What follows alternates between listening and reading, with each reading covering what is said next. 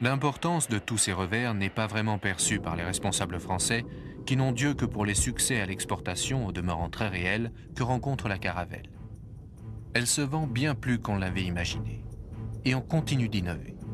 En 1962, on essaie sur elle un système d'atterrissage automatique tout temps. Un autre succès qui va masquer les difficultés. Ce système, aujourd'hui monté sur tous les avions, représente à l'époque une innovation majeure. La compagnie Air Inter souhaite offrir un service aussi régulier que les trains. Les avions doivent pouvoir décoller et atterrir par n'importe quel temps.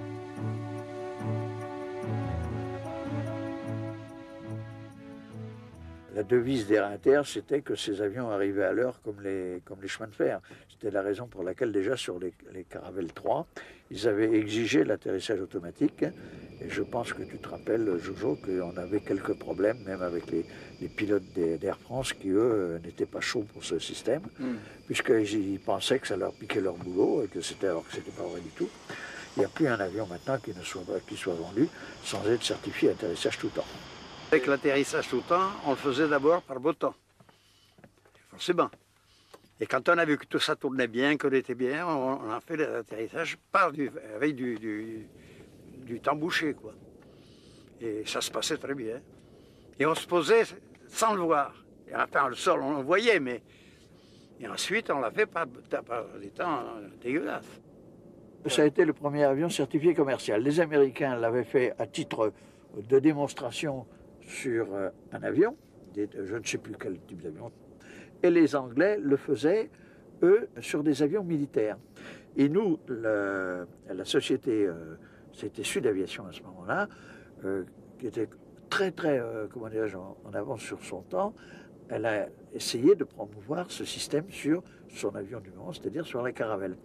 Et avec le constructeur de pilote automatique, Lear, le pilote automatique de base, ils lui ont demandé d'étudier un système d'atterrissage automatique. Ce qui a été fait, on en a fait les premiers essais sur un prototype, sur le prototype Caravelle d'ailleurs 01. C'était ceci en 61, je crois. 61. Et ça a donné relativement de bons résultats. Il y avait donc un pilote automatique fabriqué par l'américain Lear, Ziegler, avec un radioaltimètre qui était fabriqué, qui était mis au point pour ça par la maison TRT, qui était une petite boîte française qui se débrouillait très bien, qui d'ailleurs a fait sa notoriété avec les radioaltimètres.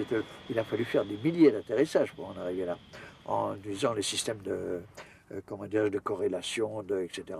Tous les systèmes mathématiques ont d'ailleurs été mis modernes, ont été mis en jeu là-dessus.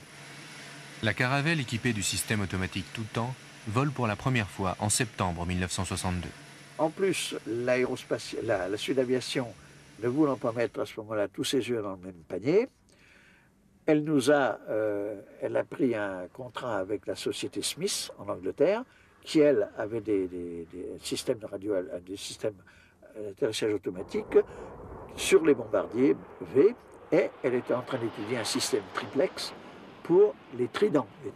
Je me suis occupé de celui-là aussi. Je suis donc allé en Angleterre et on avait deux avions, une version 6R, c'est des versions de la Caravelle qui était équipée d'un système Sud-Lear, et une Caravelle 6N qui était équipée du système Smith. Puis moi je sautais de l'un à l'autre, je volais dans les deux, je me suis amusé comme un petit fou.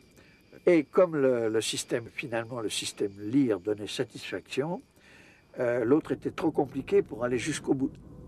Et le système Smith est un système triplex, de façon à ce que s'il y en a un qui tombe en panne, l'autre prend la suite, et il y a quand même un moyen de comparaison sur les deux. Sur la Caravelle, c'est un système monoplex, dirons-nous, avec un système de sécurité il y avait un deuxième, un calculateur qui calculait la trajectoire à côté sans avoir d'action sur les commandes.